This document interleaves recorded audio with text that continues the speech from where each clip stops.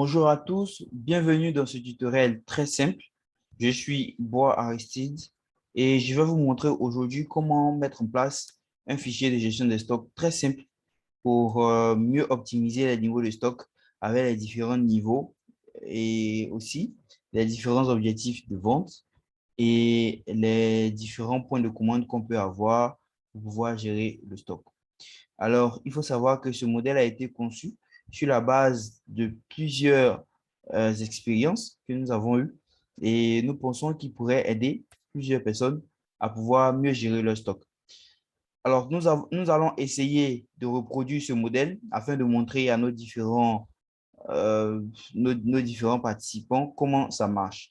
Et donc, j'ai ouvert un autre classeur ici, une autre feuille, de sorte à pouvoir reproduire la même chose qu'ici, mais de manière dans les détails pour mieux permettre aux gens de comprendre comment ça marche. OK. Donc, sans plus tarder, je vais recopier l'entête de sorte à ne pas perdre les mêmes informations. Alors, donc, l'entête ainsi recopiée, vous voyez bien qu'ici, il y a le délai de réapprovisionnement qui est en jours. Donc, ici, ça correspond au délai de réapprovisionnement qui est de 15 jours et le délai de sécurité qui est de 5 jours. Donc, ça, on peut les noter, on peut les mettre de manière mécanique. Du coup, toute l'étude que nous allons réaliser sera basée sur un délai de réapprovisionnement de 15 jours et un délai de sécurité de 5 jours. Voilà, donc on a opté pour des délais fixes. Et on pourrait construire un autre modèle avec des délais variables, mais on a opté pour ce modèle-là.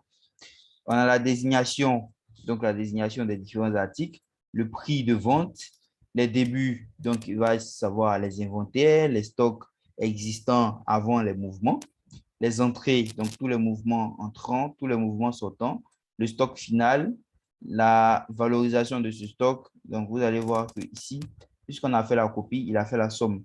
Donc, vous pouvez utiliser la fonction somme pour pouvoir avoir la valorisation totale du stock. Le CA, vous prenez par là le chiffre d'affaires. Voilà, fait également. Les ventes moyennes, le stock de sécurité, le point de commande. Les commandes, c'est-à-dire la quantité plus ou moins optimale, on va dire, pour pouvoir atteindre le stock bon. Les ventes prévisionnelles, donc les ventes prévisionnelles, va dire les ventes prévisionnelles sur un certain, sur un horizon donné et le total à commander. Sans plus tarder, nous allons essayer de reproduire ici. On va utiliser les mêmes désignations avec les mêmes prix. Donc, je vais juste copier. Vous pouvez l'entrer manuellement. Je vais essayer de l'entrer manuellement. Ici, vous allez voir que je vais mettre article 001. Et lorsque vous allez implémenter, vous allez tirer, Excel va se charger de vous donner tous les titres. Donc, je vais me limiter à 12 pour ne pas avoir trop de données à traiter. Je vais me limiter à 12. Et ici, donc, on va utiliser le même prix ici pour ne pas avoir trop de problèmes. On va dire jusqu'à 12. Je vais prendre ça, 12. Et je vais figer ici 12. OK, d'accord. Donc, on a le début, entrée, sortie, stock final. Il faut savoir que le stock final ici est égal au début, c'est-à-dire le stock alimentaire, plus les entrées, moins les sorties. Vous pourrez le voir ici dans la formule. Voilà. Vous voyez bien D6 ici, plus E6 moins F6. Donc, ça fait le début plus l'entrée moins la sortie. C'est ce qui nous donne le stock final. Donc, le stock final qui désigne également le stock disponible. Donc, le stock à date. Le stock à date. Voilà. Donc, nous allons faire la même chose. Nous allons faire ça, plus ça, moins les sorties. OK, ça donne 0. 0. On va d'abord terminer avec tout ce qui est formule avant de mettre les différentes données, de sorte à pouvoir avoir les mêmes résultats. Voilà. Donc, on a le début, entrée, sortie, stock final. Donc, vous voyez que si vous devez pour un business de modèle simple, si vous devez déterminer le stock disponible, vous n'avez qu'à appliquer cette formule qui va vous donner automatiquement le stock disponible. Et la valeur du stock, on va utiliser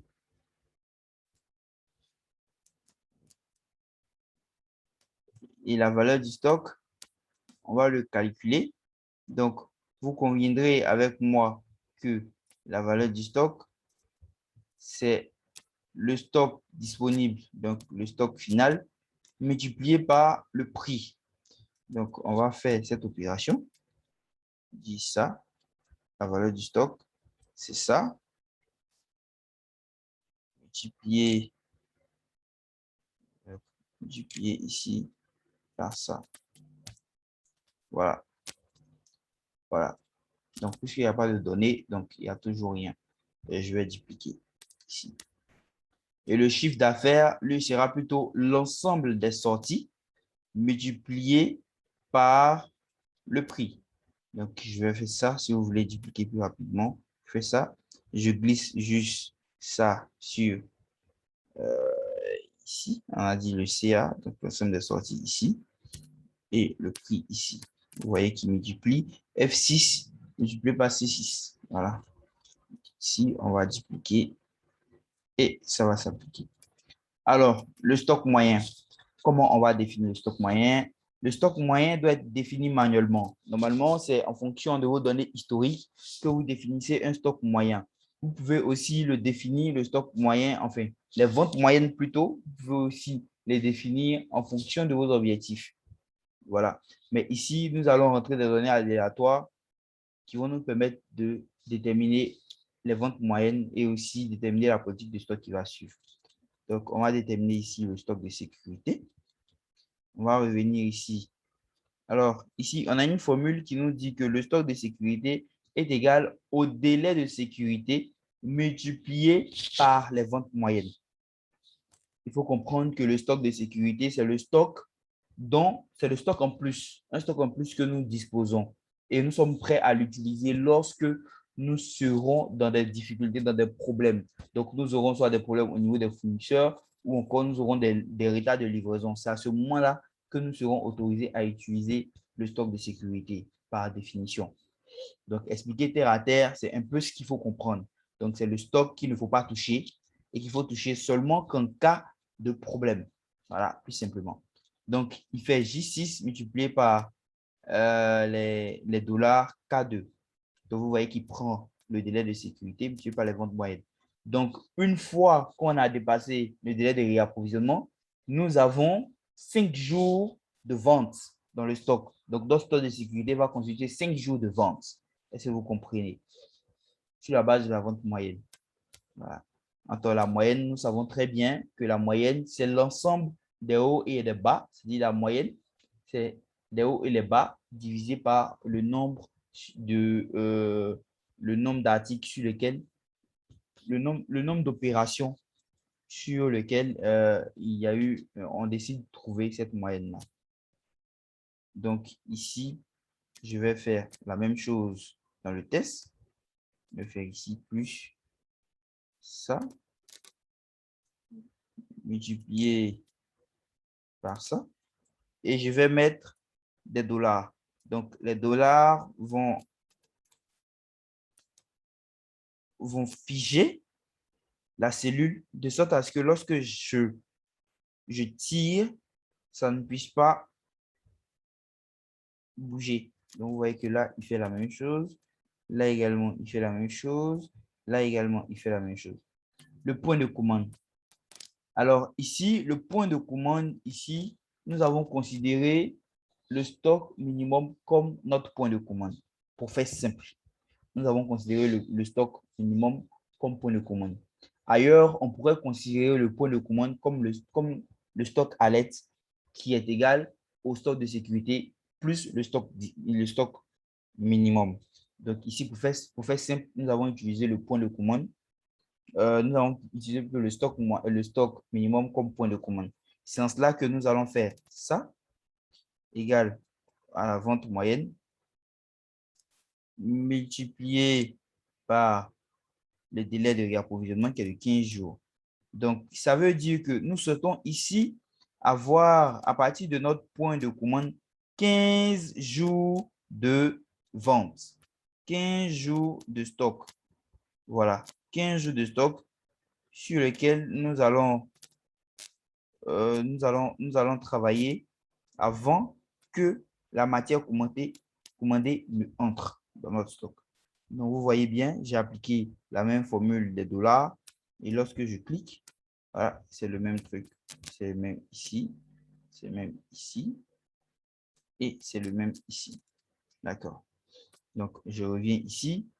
Vous voyez que c'est la même formule dans le PDC. Vous voyez que c'est la même formule, c'est la même formule, et c'est la même formule. Voilà. Donc, ici, on va prendre la formule que nous avons implémentée. Vous voyez bien que les commandes pour atteindre le stock bon. Alors, nous avons essayé de simuler une quantité qui sera variable, que nous décidons de commander en fonction de l'évolution de nos stocks, soit en fonction des entrées ou des sorties. Il faut savoir que ce n'est pas, on va dire, la méthode la plus optimale parce qu'il peut y avoir des méthodes de réapprovisionnement à point de commande fixe et aussi à quantité fixe. Voilà. Parce qu'il faut tenir compte de plusieurs contraintes. Il faut tenir compte des contraintes logistiques. Il faut tenir compte aussi du stock de vente moyenne, soit du fournisseur, ce qui fait qu'il ne peut pas nous livrer à partir d'une certaine quantité. Il ne peut pas nous livrer, mais lorsqu'on passe une commande supérieure à une certaine quantité, il peut nous livrer plus aisément. Il faut voir aussi l'optimisation du stock et tout. Il faut voir aussi l'optimisation des coûts et tout. On ne va pas déployer, par exemple, un camion ou une remorque pour aller prendre une quantité qui n'arrive même pas à couvrir les charges que nous allons supporter sur cette opération-là. Donc, ici, nous avons fait un truc simple qui va varier en fonction du stock, de sorte à ce que vous puissiez voir un peu comment le dynamisme de l'outil. Mais chez vous, à la maison, vous pouvez vous entraîner à insérer des formules qui vont vous permettre d'avoir des quantités à commander fixes lorsque les points de commande seront atteints. Donc, ici, c'est une formule que nous avons mis de manière aléatoire, c'est-à-dire on a décidé de mettre en place une formule simple en fonction d'un modèle simple. On pourrait aller plus loin dans des notions mathématiques et faire ressortir des formules assez poussées, mais nous avons pensé qu'il pourrait avoir des modèles simples de base permettant aux entreprises de travailler simplement et librement. C'est en cela que nous avons fait J6, qui représente ici les ventes moyennes, moins G6, qui est le stock final, plus L6, qui est le point de commande, plus K6, qui est le stock de sécurité. Donc, il faut comprendre par là que nous prenons la vente moyenne, c'est-à-dire pour déterminer le point de commande, nous avons pris la vente moyenne, dont nous avons défalqué le stock final, le stock disponible, et nous avons ajouté le stock de sécurité et le point de commande. Est-ce que vous voyez? Et lorsque cette quantité-là est inférieure à 0, automatiquement, on n'a pas de quantité à réapprovisionner. Et lorsque cette quantité est supérieure à 0, c'est en ce moment-là que le calcul se fait, de sorte à pouvoir nous donner des quantités à réapprovisionner. Donc, comme vous le voyez, puisque c'est une formule assez lourde, je vais juste la copier et la coller ici. Voilà. Donc, vous voyez que c'est la même formule, rien n'a changé. Et je vais faire ça et le tour est joué. Donc, vous allez voir que lorsqu'on va mettre les différentes valeurs, automatiquement, il y aura les différents calculs qui vont apparaître. Voilà. Donc, après cela, il y a les ventes prévisionnelles. Alors, les ventes prévisionnelles, ici, nous sommes partis sur la base du fait que nous avons 30 jours dans le mois, puisque là, on est en jour. Donc, nous avons 30 jours dans le mois et chaque mois, l'entreprise doit se donner des objectifs de vente. Donc, nous avons décidé de faire J6 multiplié par 30, multiplié par 115%. Donc, J6 qui représente la vente moyenne. Donc, l'entreprise prévoit vendre en moyenne 9 unités par jour. Donc, les 9 unités que l'entreprise pourra vendre sur l'article 1, elle décide de les multiplier par 30, ce qui va nous donner la vente totale, et décide encore de la multiplier par 115%. Donc, elle ajoute un plus de 15% à cette quantité-là qu'elle a décidé de vendre en prévision. Est-ce que vous voyez? Donc, ça, c'est un modèle simple de prévision, en fait, de vente. L'entreprise souhaite vendre la quantité moyenne plus 15% de cette quantité-là. Voilà, c'est ce qui nous donne 315 ici. Et le total à commander, c'est un calcul qui se fait très simplement. Donc, le total à commander, c'est la vente prévisionnelle moins les entrées. Donc, vous allez voir que plus il y a d'entrées, plus le total à commander diminue. Est-ce que vous voyez? Donc, lorsqu'il y a des entrées dans la gestion des stocks, alors le total à commander pour atteindre l'objectif de vente diminue. Donc, lorsque le total à commander va atteindre 0, en ce moment-là, nous avons atteint notre objectif de vente. Et lorsque il va en deçà de 0, en ce moment-là, nous allons au-delà de notre objectif de vente. On peut considérer d'un point de vue que c'est bon pour le chiffre d'affaires, c'est bon pour les entreprises, mais encore plus pousser une analyse en termes de prévision, ça a un impact sur les prévisions à venir. Mais nous n'allons pas trop rentrer dans les détails, nous allons juste nous limiter à ça. Donc, vous voyez un peu comment c'est fait. On va juste copier les deux cellules puisque c'est la même formule. Donc, on va aller implémenter ici la formule. On va implémenter ici. Voilà.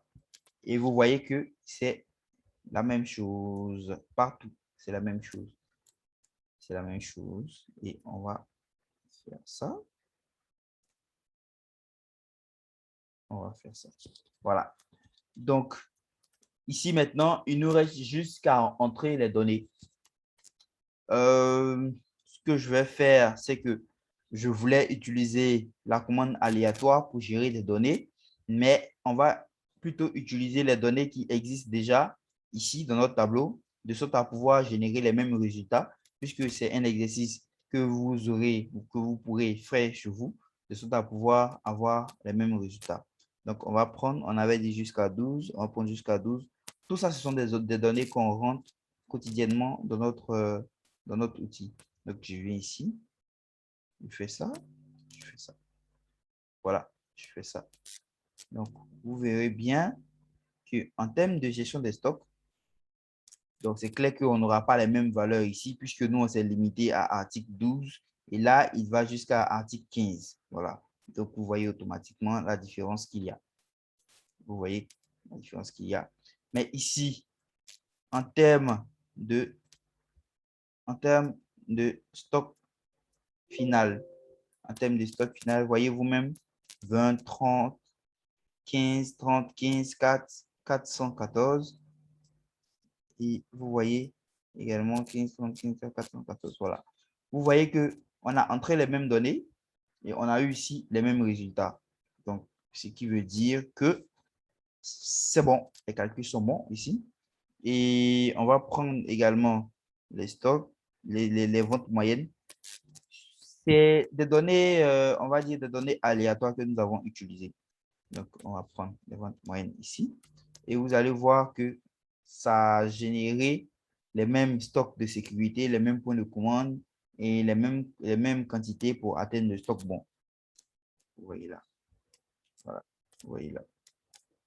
C'est ça. 117, 162, 117, 662 et tout. Et les ventes prévisionnelles qui se sont affichées automatiquement. Vous voyez bien que les ventes prévisionnelles se sont affichées automatiquement et identiquement aux différentes valeurs que nous avons utilisées. Et donc, ce qu'on va faire en plus, on va mettre un filtre ici. On va mettre un filtre ici. Et en fait, on va utiliser une mise en forme conditionnelle qui va nous permettre en fait d'avoir une alerte au niveau du stock final, du stock disponible, lorsque la quantité disponible est inférieure au point de commande.